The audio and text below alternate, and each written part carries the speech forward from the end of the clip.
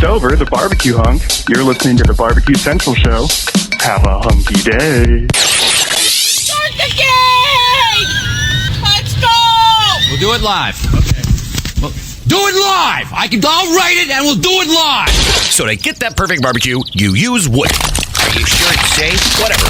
We put the lighter fluid on, strike your match, and... Oh! Should we call the fire department? That might be a good idea.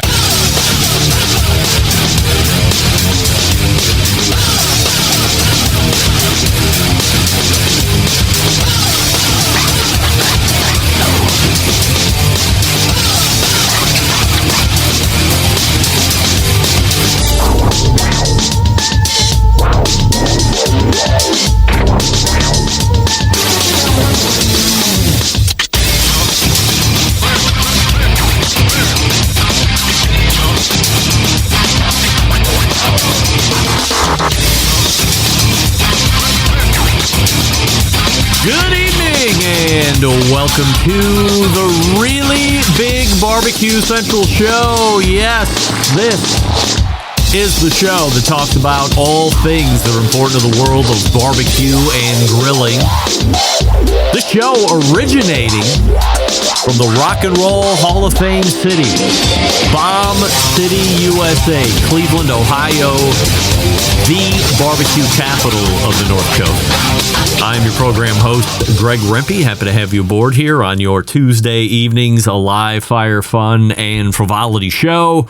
If you would like to get in contact with the show this evening, or better yet, you would like to follow the show during off-show hours, here's how you do it.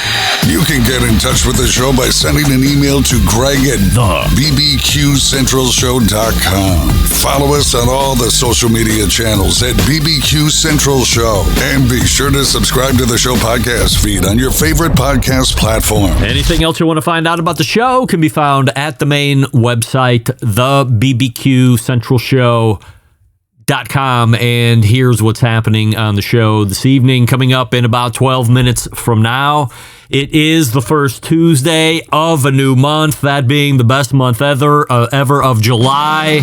That can only mean one thing, a visit from our pal Malcom Reed. How to barbecue right. Killer Hogs competition team when he does it. And I have a number of questions. I learned something about Malcom last week. Blew my mind. And we will have to dive deep. No other host is going to pull the facts and the... I don't even know. But nobody else is going to ask the questions I'm going to ask Malcom and get the answers that you didn't even know you crave. Because if you're not as big of a fan as I am of Malcom and the How to Barbecue Right podcast, this is probably 30,000 feet over your head. But I am a fan, and I listen, and so does my pal Steve Ray, who said, hey, by the way, in case you didn't get it yet, and I hadn't, but it was on cue to head to work, you definitely need to listen to this week's How to Barbecue Right podcast. You'll know it when you hear it. And needless to say, I knew it when I heard it.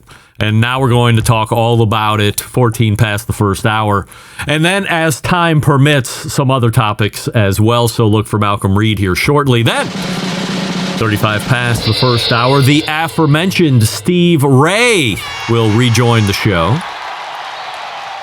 I did get a lot of email this past embedded correspondence, so that would be the June version, where Rusty had missed now 2 successive months, saying, hey, why not consider Steve Ray for a fill-in when it happens, when one of the regulars drops out? Why not consider Steve Ray as a fill-in? Certainly, that has been taken under consideration. I think, given the sheer volume of assurity statements that I do seem to create each and every month, it doesn't hurt not having a fourth, and having that third helps us almost stay on time. We were 5 minutes over last month, and that was with 3 guests and myself. So if Rusty would have been in-house, I can only imagine we would have been perhaps 15 and maybe 20 minutes over that second hour. So I'm not against a Steve Ray sit-in. I am also not against when one of the 4 drops out, that we just do it with 3 and me, and we are a little closer to ending the show on time. Not that we have to be off by any certain time, but I like to keep it tight around that 2 hours. So Steve Ray will be joining me tonight. It was going to be Marvin Weinberger from Grill Fighter. No, not in the end. We both decided, hey, maybe not the best time to come on. You need to do a little housekeeping from an inventory standpoint before you come back on. And once you have that cleared, rebook, we will have Marvin back on the show. Steve just happened to write in a little bit earlier in the day and said, if you're looking, I have some stuff to talk about. And as luck would have it, Marvin was going to back out anyway. Steve Ray, as you know, because I mentioned it last week, hosted his own Steve Ray's world famous debut version of the Owl's Nest Barbecue hot dog eating contest on July 4th. 2 hours before the main event took place, Coney Island, of course, which again showed on ABC, which is a big deal. So Steve Ray and I will reconvene as we talk about his hotly contested hot dog eating contest that transpired this Saturday, the 4th of July. Then we'll move to the second hour. 14 past the second hour can only mean a visit, like it is 14 past the first hour with Malcom. 14 past the second hour is with Sam, the cooking guy. So it has been 2 months since we have talked to Sam, because I was off last month in the Bahamas, as well as he was in China, Japan, maybe both. Definitely was on an Asian excursion, let's say it in that way. So we'll get a bunch of recap from Sam, the cooking guy, and then closing out the show this evening, second-time guest, first time back in March, and he is back and better than ever, Ali Khan of Ali Khan Eats. And we're going to be doing a lot of talk about beef, and specifically hamburgers in that fast casual to fast food type sector, and he's been doing a lot of videos and a lot of reviews as that's concerned, so can't wait to pick his brain about that, and then maybe barbecue television as well.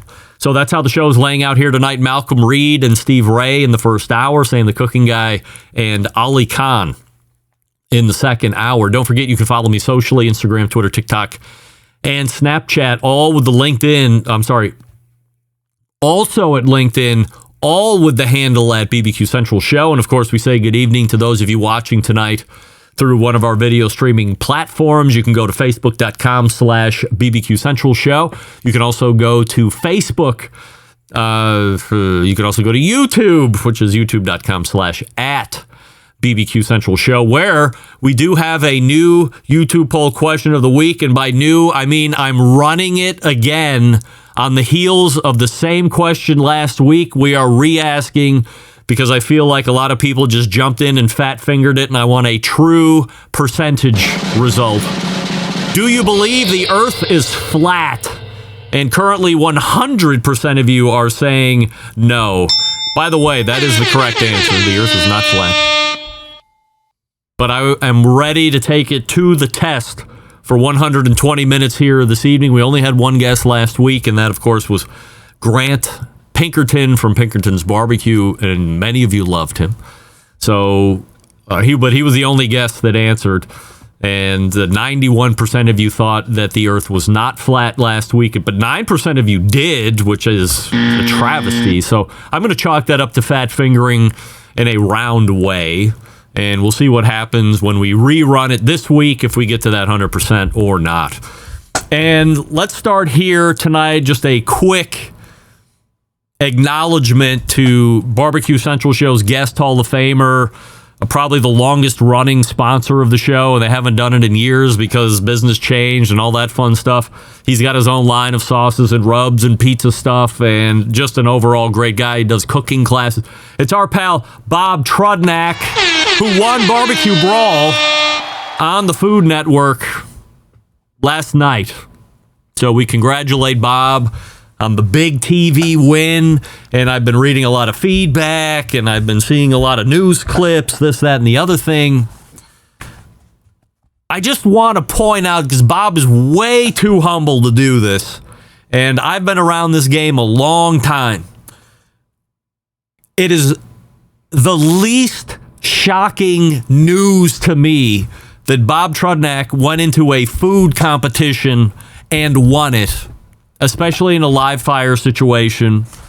And if it has anything to do with barbecue or grilling, Bob Trudnak, whether you know it or not, is what we would call a world-class talent. Has won many overall barbecue competition championships, has won many individual segment/category championships. Reserve Grand at the Jack Daniels Barbecue Cook-Off, World Barbecue Cook-Off, just to name a few. On tour with Big Mo Cason, giving cooking classes, has taught thousands and thousands of people. By the way, as I mentioned, a successful sauce and rub entrepreneur, also has the full line of barbecue or of pizza products because he is Bobby T. So for him to win it is a great achievement, but to me, might have been easily the most overlooked person in the group, or unassuming person, because he disarms you with that winning, just outside of Philly personality. But meanwhile, he's an assassin, and he's got the trophies to prove it, gang. Not a shock. Not a shock. But congratulations.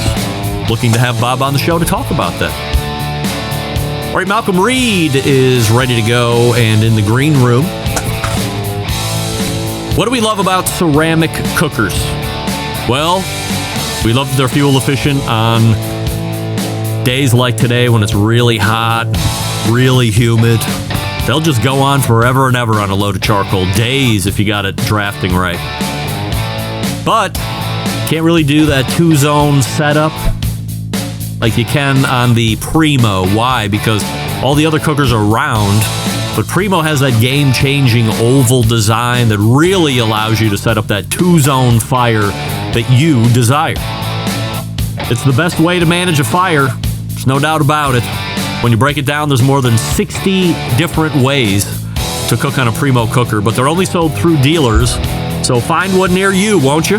Go to PrimoGrill.com to locate a dealer and then visit in person and buy the Primo that best fits your budget and need. Everybody's ready for a Primo this summer. It will be the summer of Primo for everybody. Go out. Remember, 2 cookers in one. Low and slow cooker and a high heat cooker. Who's ready for the Primo? PrimoGrill.com. Follow them on Facebook or Instagram. And we'll be back with Malcolm Reed right after this. You're listening to the Barbecue Central Show.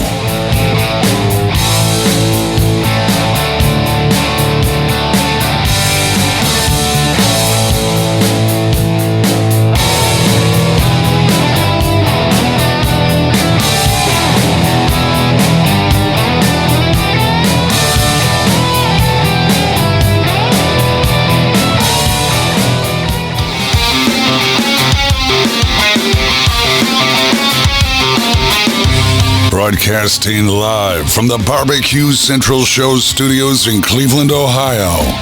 You're listening to the Barbecue Central Show. Once again, here's your host, Greg Rempe.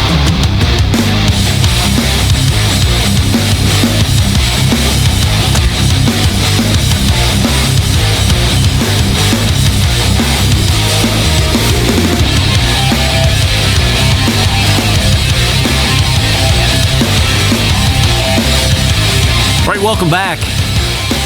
My first guest this evening can be found pumping out great content on his website, How to BBQ Right, the website.com.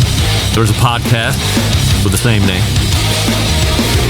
You know him, you love him, a Barbecue Central Show's guest Hall of Famer, and now a Barbecue Hall of Famer. It's Malcolm Reed. Hey, Malcolm. What's happening, Greg? I am happy to have you here, and let's lead right there after being a bridesmaid maybe 2 years or 3 years in a row. You finally have that strong lad to pick you up and carry you over the threshold of that barbecue Hall of Fame. I mean, anybody that knows you, Malcom is the humblest guy there is. We want to talk about it. We want you to brag on yourself a little bit, but you're not having any of that. So as you learn that you get into the Hall of Fame, what are some of those initial thoughts washing over you? And now that you've had a little time away from it and getting ready for those big events to happen in a few months from now, how does it make you feel? And what are you planning during your time? Man, I'm just honored. You know, I feel bad that they just had to put me in as far as how the barbecue right goes, because as you know, Rochelle is just as important as I am to what we've done, and she's been there every step of the way with me. And I've got an awesome team that that helps me make my videos and everything that we do. So, I mean, it's really humbling, to be included with a lot of these guys that are in there, because those are my heroes. And it's kind of surreal. It doesn't, I mean, I still just a regular old barbecue guy, man. Who's going to be introducing you at the awards? I have no idea. Who would you I haven't pick? found out a lot other than I don't think I got a choice, or I haven't yet. Well, if you had a choice, do you know who you would pick to give you the DJ intro? Oh man, God, that's tough there. Maybe Pat Burke, somebody like that. One of the old timers that's been doing it a while. I'd be honored. I'd be honored by anybody. I don't care who it is. Let's go. Have you given any thought to the speech? And do you think at any point do you think you might be a little emotional? Yeah, I imagine I will be. But I haven't even thought about it. I mean, it's just still hadn't really set in. I mean, it's a great honor to be mentioned, in the Barbecue Hall of Fame. And that's something permanent, and that's like a milestone. Yep. Never when I started out that I think that was even a possibility that I would even be included in something like that. And so it's, it's incredible, and it's a great honor. It's a great honor to me, and I'm just thrilled. Would you trade away the Barbecue Hall of Fame induction for another 2 million YouTube followers? Oh, no way. No way. Quick no, by the way. There wasn't even a thought about that. So no good for way. You. Yeah. Last time you were on the show, we ended up talking about a couple other business ventures that you had gotten into. And now that I don't know how long you've been involved in all of those, but to me, it's like a couple months. How's the marina business treating you right now?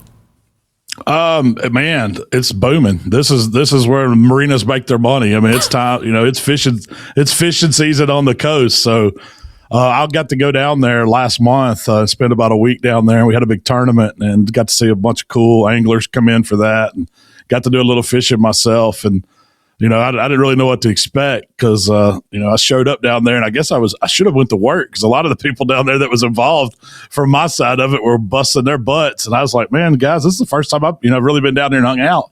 So I was just kind of getting a feel for it. But, we got a lot of good stuff planned for the marina down there in Venice. And it's just it's the premier fishing spot in the United States. I mean, it's everybody knows about Venice, Louisiana if you go offshore fishing. But so is that part of the business? Oh yeah. We got charter boats, charters. Okay. We do inshore, offshore, near shore. We got lodging, we got boat rentals, we got storage, we got all that stuff. Wow.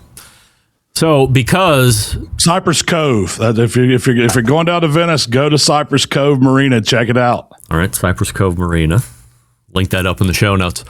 Because the embedded correspondents and I are, if nothing, raging douchebags, we brought up the fact that you were involved in the marina business, and 75% of either the embedded correspondents or myself thought that you might be divested out of this whole thing by the end of the year.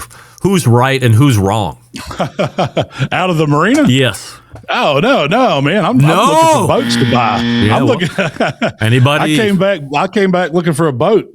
Anybody that thought that you would be out by the end of the year is going to be eating those words. So there you go.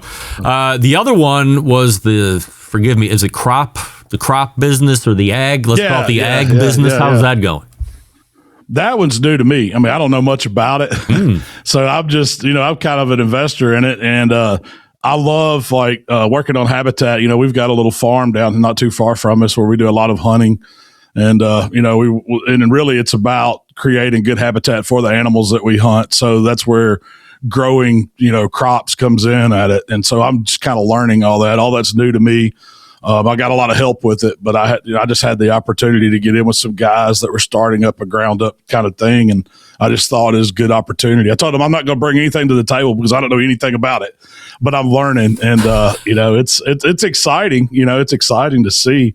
Right now we're kind of in between. They had a spring season where, you sell all the stuff that the guys are going to grow over the summer. And then once they get all that planted, you don't really sell a whole lot. It'll kick back in the fall, and that'll take through all the fall seeds and stuff that they offer.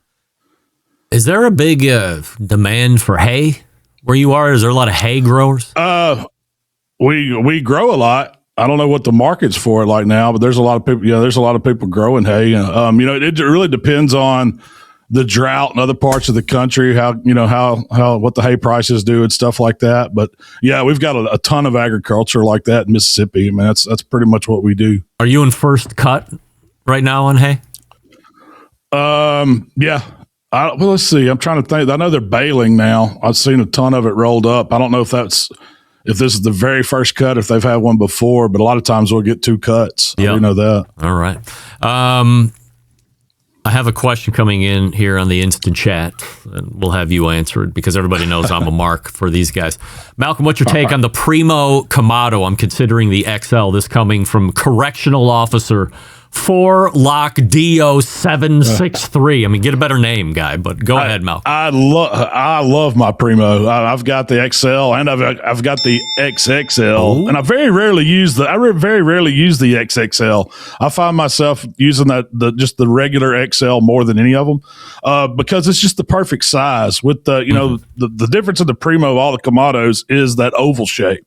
It's kind of got a true 2-zone fire capability in that thing because you can build your fire on one side, cook off, cook on the cool zone, put it over to sear. It's just so versatile. And man, I love them. How was the shooting with this Guga? Oh, incredible. It showed me that we really don't know what we're doing. I mean, his stuff is crazy from a production standpoint. As somebody who appreciates production probably over everything, his stuff is magical to watch. But as somebody like yourself who has seen a lot of success on YouTube doing what you do, when you get into his sphere, and as somebody who has seen it from all sides of the camera as you have, what's it like getting into his environment? And like, what were the 2 or 3 biggest takeaways that you think you might implement in your own videos? Well, I mean, just in the way he does his production and everything is just precise. He's got a whole game plan when he goes in to shoot something where he knows what shots he's going to get. He knows, when meat needs to be done. Everything is taken into place, and he's got an awesome team that's behind him to make it look so good.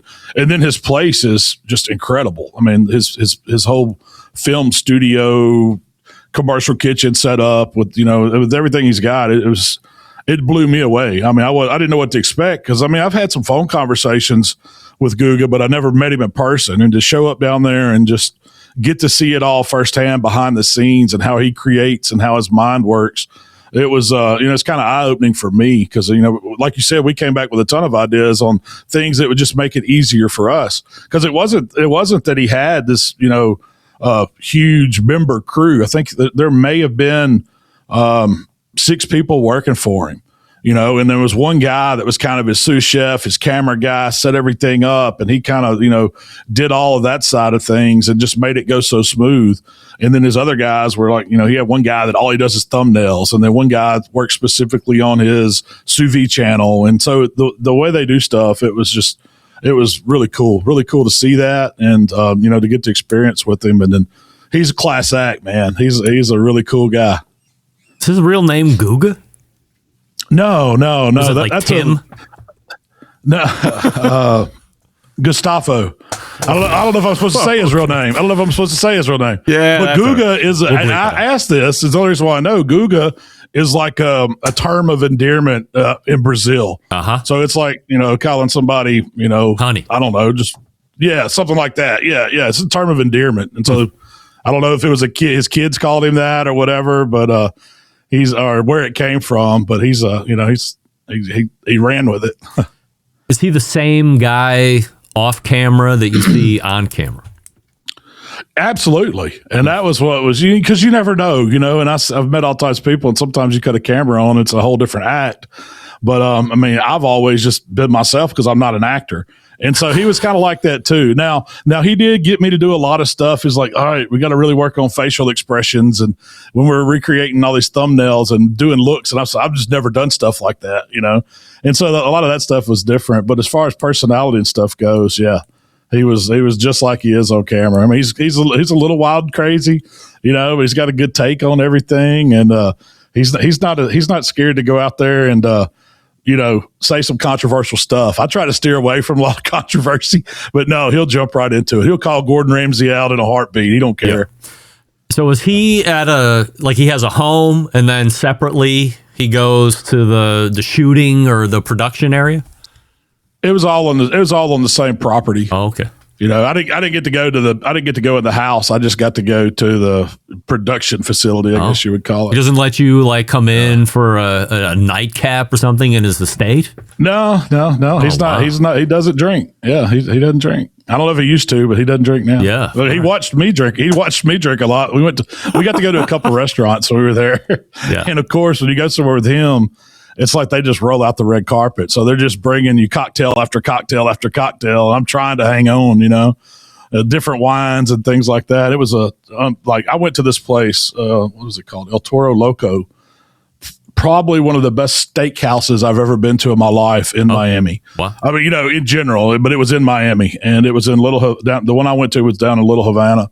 And it was this chef there, the owner, his whole philosophy is he wants to sell some of the rarest cuts of meat, the most expensive cuts of Wagyu and stuff like that at a reasonable price that people in the neighborhood could come in and enjoy. And that's exactly what he did. And man, it was just, I got to make a video there. I don't know if you've seen it, but it's out there. And it blew me away. That was after a full day of filming. So we were filming and eating, and then you go to this place and they make you eat 8 steaks. And it's like, and I know not to eat that much Wagyu, because I've made that mistake before. Yeah. But when the owner's sitting there and he's going, try this, try this, try this. And then, I ate a whole Wagyu filet that was just unbelievable. It was unbelievable, Greg. You don't understand how good this piece of meat was. Wow. And I knew not to eat it all, but I did anyway. Hey, you only live once, as the kids say. YOLO. That's YOLO. right. Yeah. That's right. So we're going to see more Malcom and Guga collaborations. You're going to have them up to the smokehouse? Yeah, so that was our next plan. He wants to come up and do some stuff here, because that was kind of like, we didn't really intend for me to get too many videos down there. It was kind of like a collab thing where I got to film a couple, and they turned out fantastic. But it was more to go down and do some stuff to be a guest on his channel. Sure. And so now he's going to come up and we're going to do some stuff on ours. I'm sure he'll get a few things, but he's it's kind of when I was cooking with him, he wants to face off a little bit. He wanted to do me to show him the best way to cook a picanha. Yeah. He doesn't know because that's what he does. But it was always something like that. So I had to cook my picanha, and then he cooked one. And so when you go up against somebody that's cooked done as many videos as he has the notoriety, it was a little overwhelming. But I jumped right in, and I still think my picanha was way better than his. No doubt about it. I saw that video. It's not even close, hands down. Yeah. Please help me here.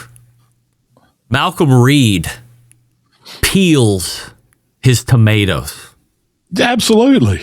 Homegrown. Who does this? Homegrown.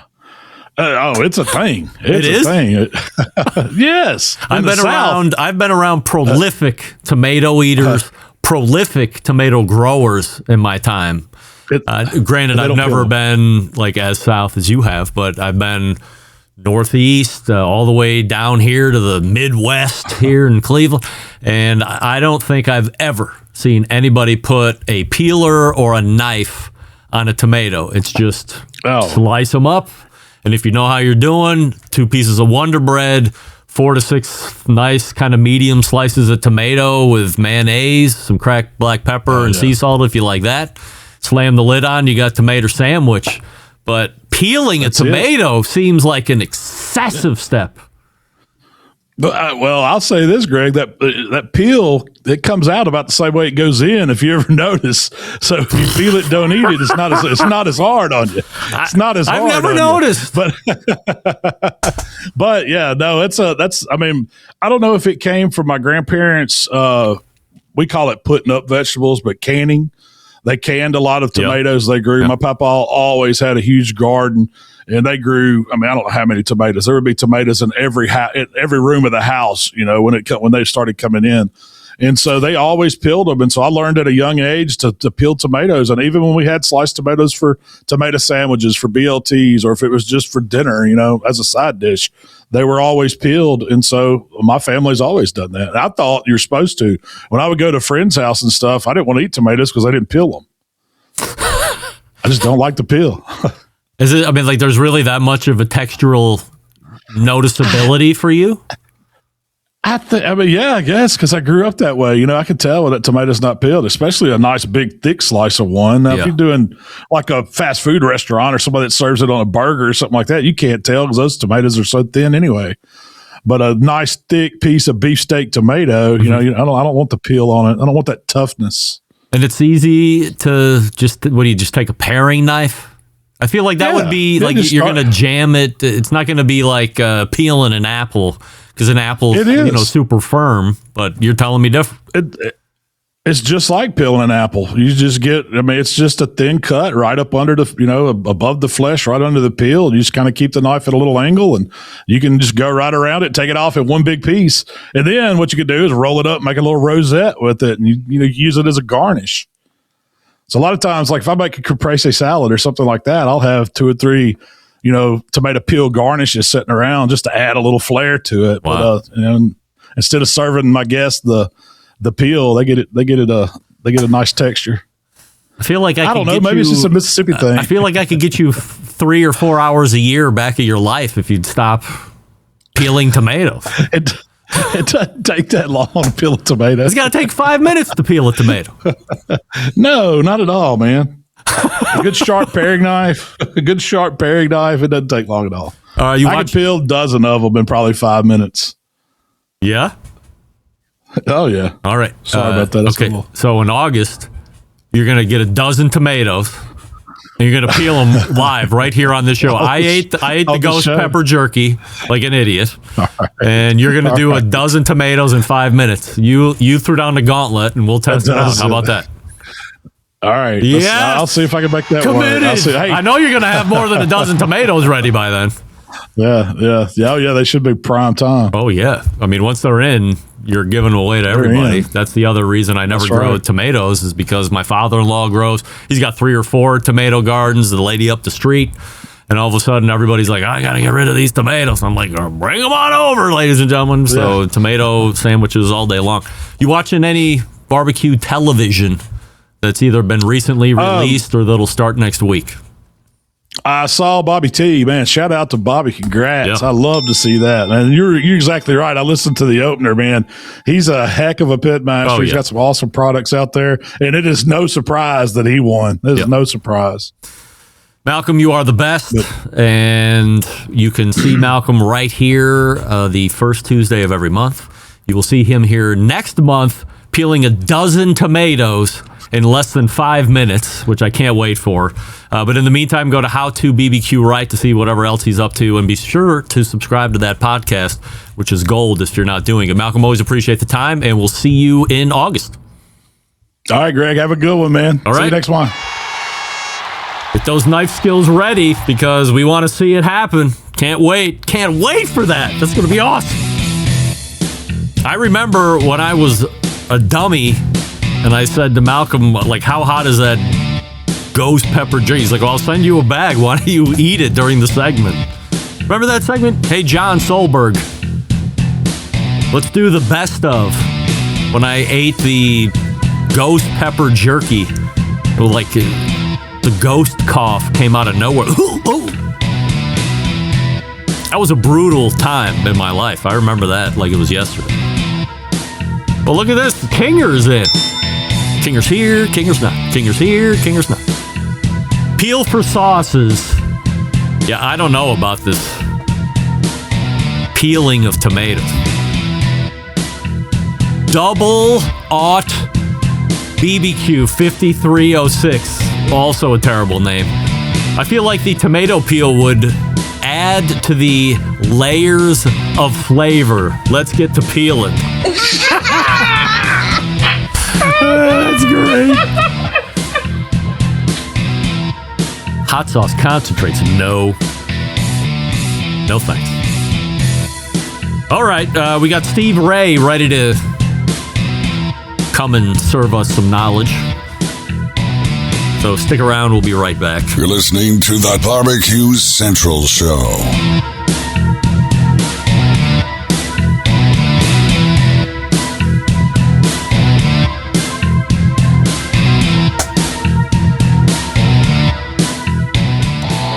Howard Stern, Jim Rome, Dan Patrick, and Greg Rempe.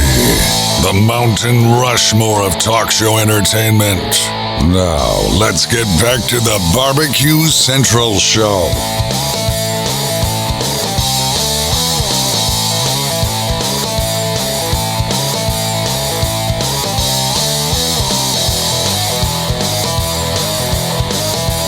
All right, we are back.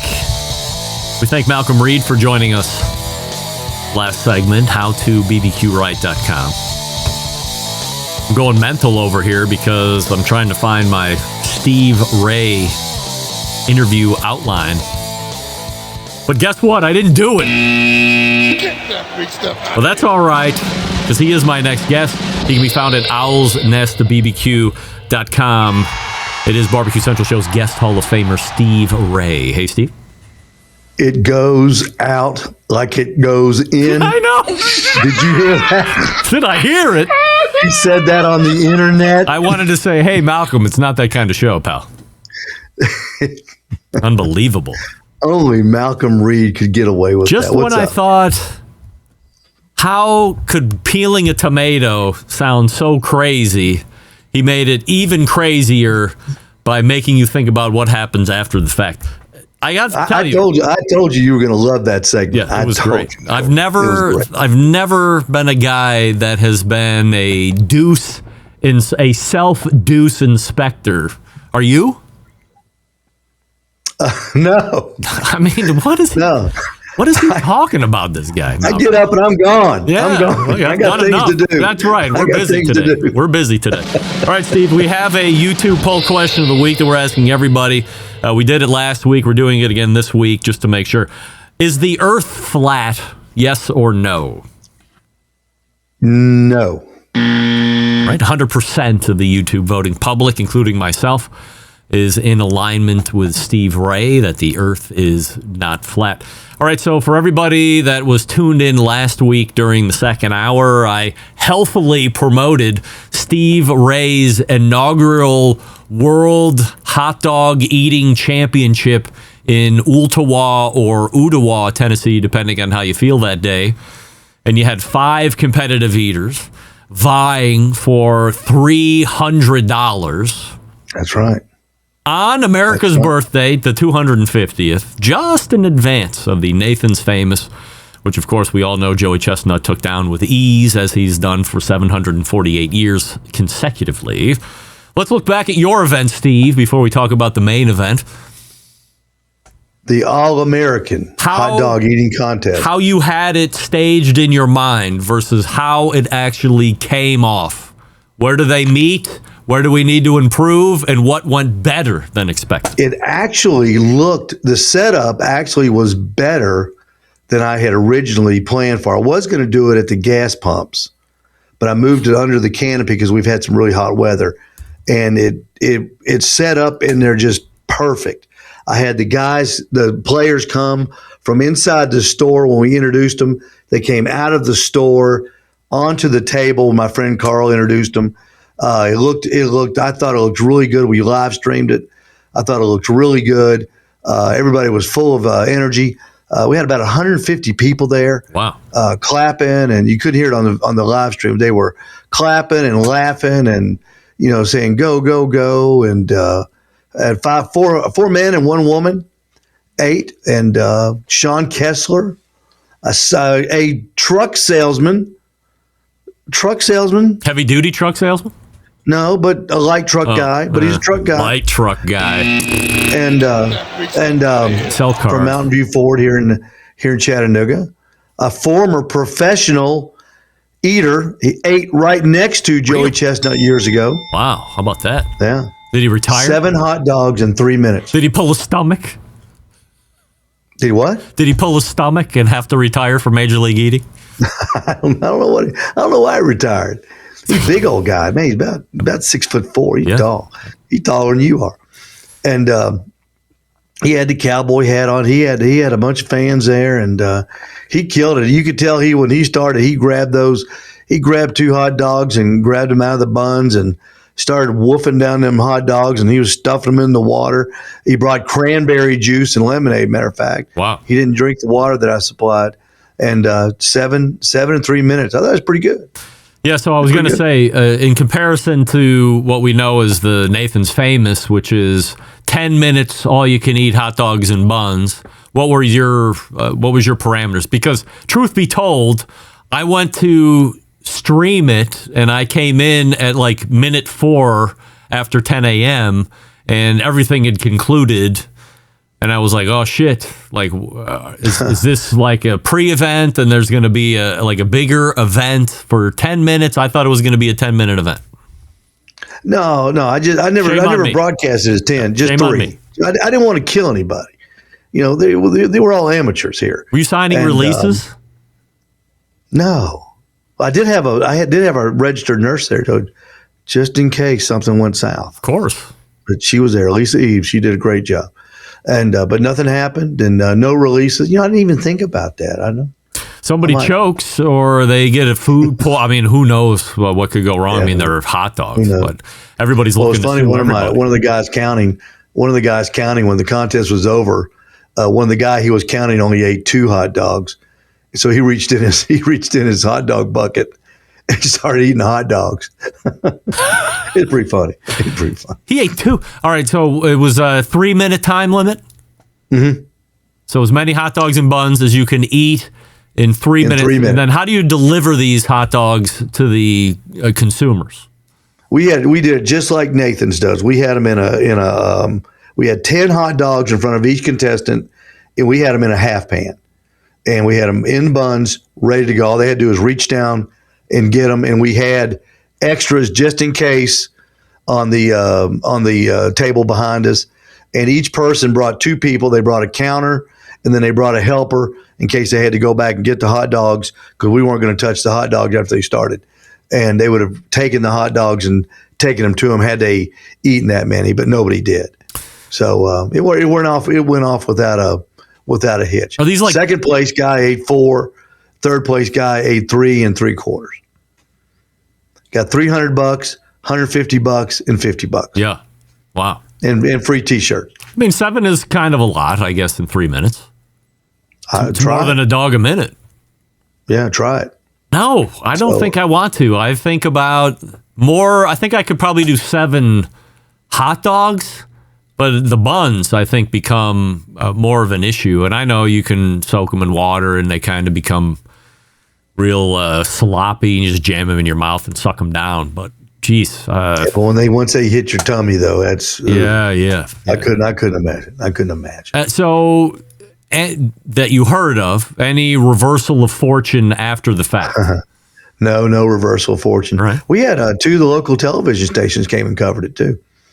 So we got a real good bump in publicity. And is it like B-roll that they showed on the later newscast? Yeah, Channel 9, the ABC affiliate, just did B-roll. They pulled it off the live stream. But Channel 3 came. They interviewed me. They interviewed the winner. They interviewed a couple other people that were standing around. She did a good job. We were ecstatic. It was a great day. It was a great day. Were these just Ooltewah residents? Let's see. Like you didn't go out and pay somebody to come in. No. Yeah, all right. What I did, I thought of this idea one day when I was mowing grass. I thought I need to do something for the 4th that's kind of outside the box. And I just didn't want to do, sell barbecue, pork butts, that same old thing. I said, I'll have a hot dog contest before Nathan's. And so I put out on Facebook, I'm looking for 5 eaters. And I wanted to make sure I had one woman. I got 4. I got 20 people wanted to do it. Yeah. And so I picked the 4 that I kind of knew. And I called the radio station that I do business with the next day.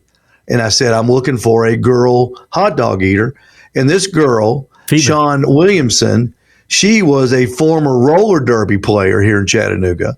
And she's getting ready to be married. And she's engaged to this guy. And she said she would do it.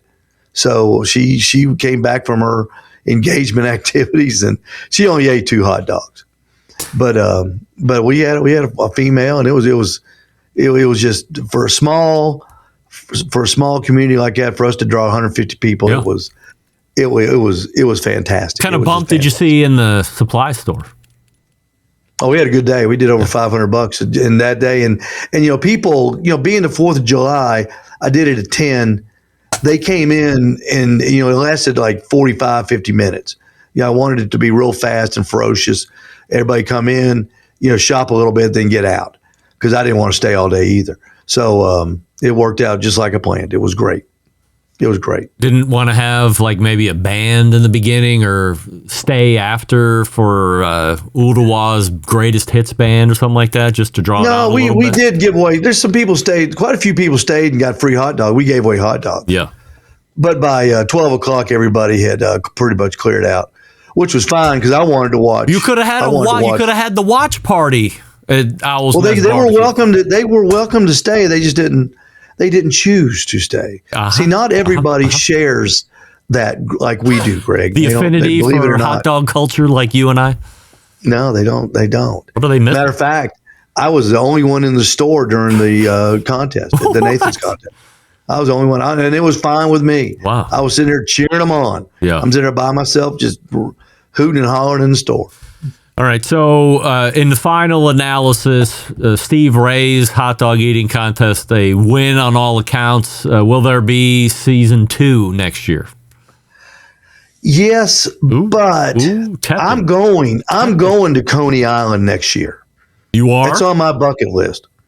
I'm going to the Yale-Harvard football game this fall, and then I'm going to Coney Island next summer. Why not go to the Michigan Ohio State game instead? Yale-Harvard. Who gives a shit? No. I can go to Tennessee, and I can see 100,000 people just up the street. I want to go to Yale-Harvard. Something I've always wanted to do. They're playing at Fenway this year, and I want to go watch it at Fenway. It's just something I've always wanted to do. And you want to go to Coney Island next You want to be a part of the Malee in Coney Island? Yeah. Oh. Well, I'm hoping with my connections that I can be a spotter or a counter. Now just imagine me counting for Pat Bertoletti, standing right next to who's the meat guy in New Jersey Pat that you've had on the show?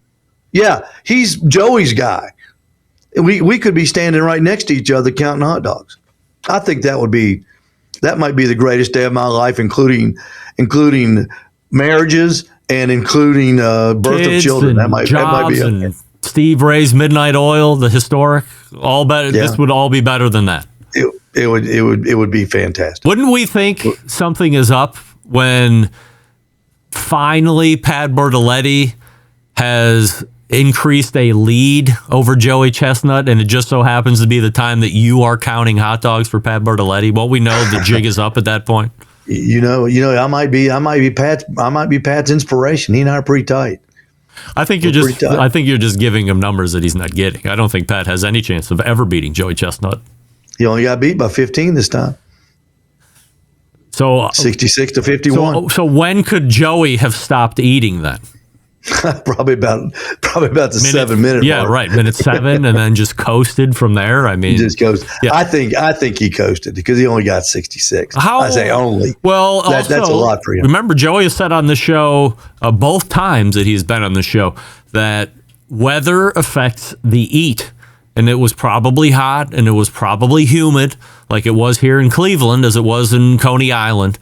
And if it's hot and humid, you're probably not really into stuffing as many hot dogs and buns as you think you can. You're just wanting to do enough to win.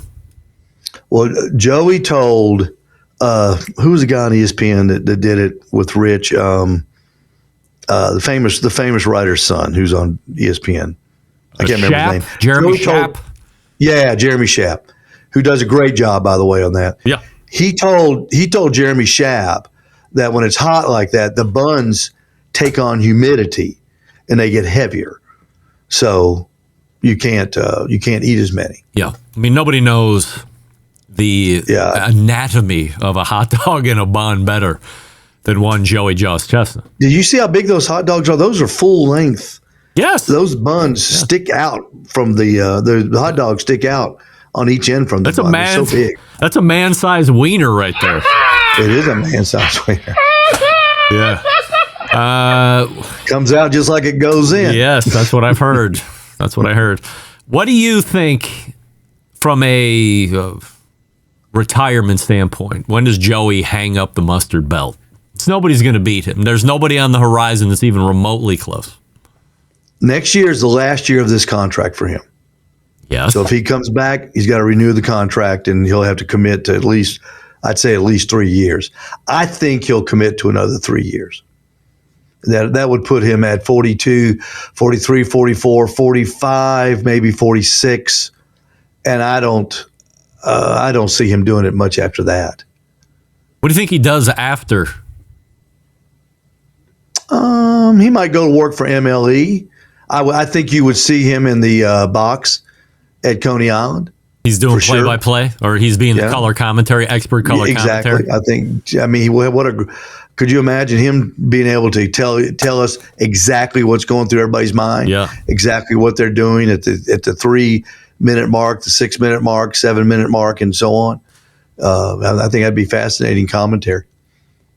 Help me understand what Sonia Luto is doing when she's eating her hot dogs. It's Mickey Sudo. Mickey Sudo. Right. That's what I said. Sudo. That's what I said. Now she does this thing where she does this. Like, what is going on with that? Because you're best friends with these couples. It's just a habit. It's just her rhythm. I don't even understand it. Why does the hand come up? Why not do a jump or cock your head to the side? The arm coming up is very disturbing. That's how she's comfortable. They've all got a comfort zone. Some of them rock, some of them bob. Yeah, and that's just her. It's her deal. It says maybe she's stretching something. She might be stretching a stomach muscle. It looks like she's getting ready to sneeze, and then it just never happens. But it's after every wiener. Yeah, but the thing is, she is undefeated. It's off-putting. She's undefeated. I don't like her. I don't like her just because of that. I don't care if she's won them for 20 years. I can't stand it. 12. She's 12 for 12. I was just saying. Oh, she's great. It's Nick Weary's wife. Yes. Why doesn't he say, "Hey, Toots, stop with the arm thing already"? I don't know. Let's class it up. Hey, she's bringing home the money. You're best friends with those guys. Why don't you tell her, knock it off with the arm already? I'll ask her when she's on the show. I'm working on that. When she's on the show, I will ask her why she does that. We'll get the definitive answer. When the next hot dog eating contest, you and me, Steve, you and I, we will put up a pool of $20,000. And as soon as the contest starts, every time she goes to the elbow, then we subtract $200 or $500 off of that total. So if she never does it, she can walk away with an additional 20 G's. Do you think she would walk away with any money? Depends on how much Nathan's paying her. I think she would walk away with no money. I think in contest, it would just be an economic decision. It's just a thing. It's just a thing. She can't help herself. I love her. I think she's great. I think that's a bigger story than Joey Chestnut, undefeated. Here we go. She could go on and on. Barbecue Central Show exclusive news update. This is not a news update. This is a statement coming from Cleveland, Ohio, the city that breaks the most live fire breaking news across the country and the globe.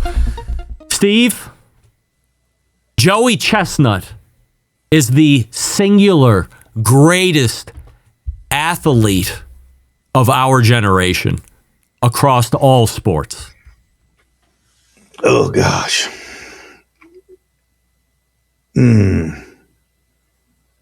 No. Top 5 though. No, but top 5. I believe a top 5. I'm going to say, I think our generation. I'm going to say he is. He's better than Jordan. He's better than LeBron. So? He's better than that dickhead Phil Mickelson. Not Phil Mickelson. Jack Nicklaus. Dick. He's better than I don't know, the Intimidator or all the other drivers that I can't name. You name a sport, who's the best? Usain Bolt. He's better than all of them. He's dominated his sport. You're right. He has dominated his sport more than any of them. Won more than anybody in a row. Holds world records. There's nobody even close to him. I mean, he is the most dominant sports figure of a generation, if not all time. In his sport, yes. Yeah. I agree. Of all sport. Of all sports? Encompassing all sports. Football, baseball, even soccer that nobody cares about. All of that. He is the singular greatest athlete of our time across all sport. Okay. Can't be argued. I know. It'd be a tough argument. Nobody wants to say that that's a sport, but I mean, it is a sport, isn't it? Well, you got to remember too, this isn't the only thing he does. He eats all year long. Sure. He was just in Knoxville, ate 16 pounds of bologna. That's right. Blew the field away. So everywhere he goes, he wins. I mean, he eats anything, and he wins every time he eats. So very, very, very seldom gets beat. Kinger's telling me you should add hot dog eating to the Olympics. I mean, he would have a 15 Olympic run at this point every 4 years. I mean, he would be the best eater forever until he decided to get out of the Olympics, I would imagine. Yeah. Pat Bertoletti holds the record for Poon-Tang. For what? Eating Poon-Tang. Poon-Tang. That stuff in Canada? Poutine. Those French fries with gravy? Poutine. Jesus Christ. You got to be careful saying that word, I know. Steve, what are you talking about? I'm like, I'm not Canadian. All right. I don't know what those people Poutine, yes. All right, Steve, what's going on at the store or anything you want to promote? You remember a couple of weeks ago, y'all were talking about mustard? Yeah. Ballpark mustard. Bertman's. Check it out right there, buddy. Other side. Look at you. Other side. There you go. Bertman's Ballpark mustard. You haven't even opened it yet. Well, not this one. I opened it. I got one at the station. What did you think on a hot dog? Tell me. Love it. Of course. I love it. I'm a mustard snob. Yes. And this stuff is legitimate. It is legitimate. It is just hot enough, but not too hot. And it's got a rich brown mustard flavor. It's the bomb. It's the bomb. I can't wait to put it on hot dogs when we start selling them again next week. Visually, you wanted to hate it, but then all of a sudden you were like, holy shit, you put it in your mouth and you're like, this is magic. It's not bad. It's not that bad. It's not as bad as I thought it was going to be. Dan Patrick once had an opening to a sporting event that was on television here in Cleveland, or he was talking about Cleveland. He's like, oh, Cleveland, Ohio, where the water's blue and the clouds are white and the mustard is gray. It's true, but it's so dynamite. Dan Patrick said that. Yeah, it's so dynamite. Yeah, it's not yellow.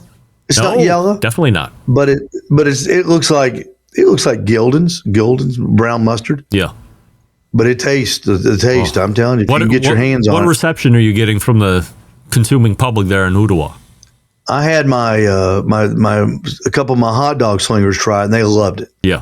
And see, we're on a sabbatical right now because I had this family that works for me, and they all went on vacation. So when they all go on vacation, we're shorthanded. So I have to suspend food service for the week because I have to run the gas station and the barbecue store. So we're not doing food service, but we'll pick it up. We'll pick it up next Wednesday, a week from tomorrow. We'll pick it back up. All right. Well, looking forward to getting your feedback from the customers. A Cleveland delicacy. Oh, we will. Yes, we will.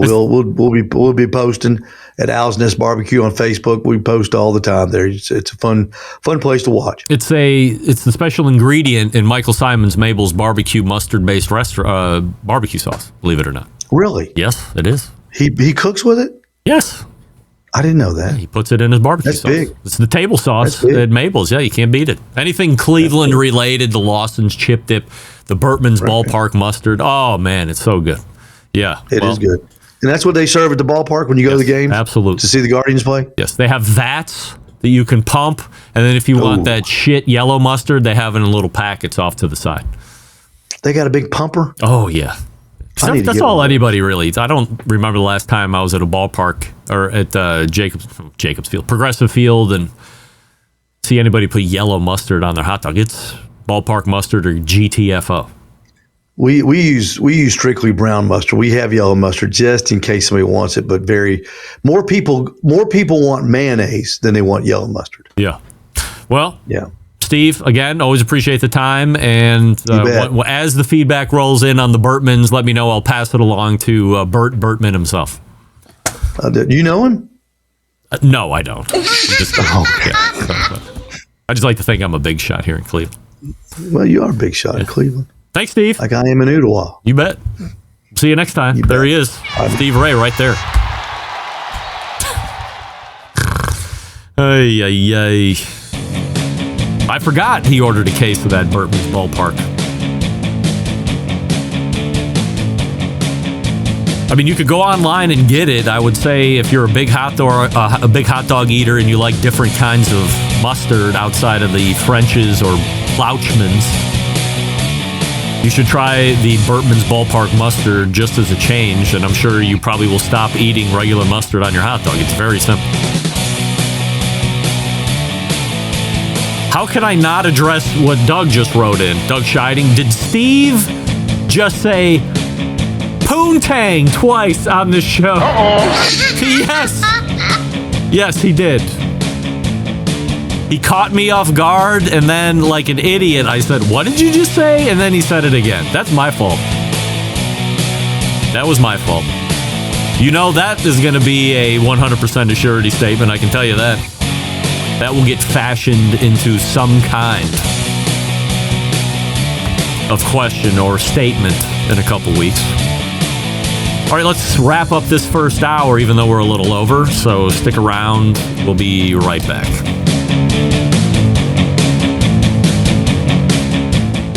Continuing to produce incredibly mediocre content in an exceptionally professional way. You're listening and watching the Barbecue Central Show. Once again, here's your host, Greg Rempe. We thank Steve Ray for joining us. OwlsNestBBQ.com. If you are in the tropical corporate limits of Ooltewah or Ottawa, Tennessee, stop by Steve Ray's Historic Midnight Oil for gasoline and car service, and then go to Owl's Nest Barbecue for a Burtman's Ballpark Mustard Frank.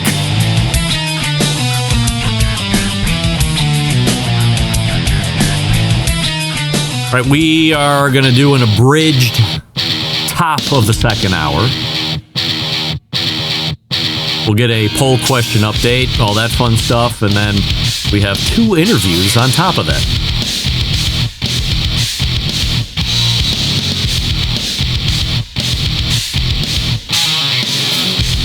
You're listening and watching the Barbecue Central show right here on the Barbecue Central Network. Stick around.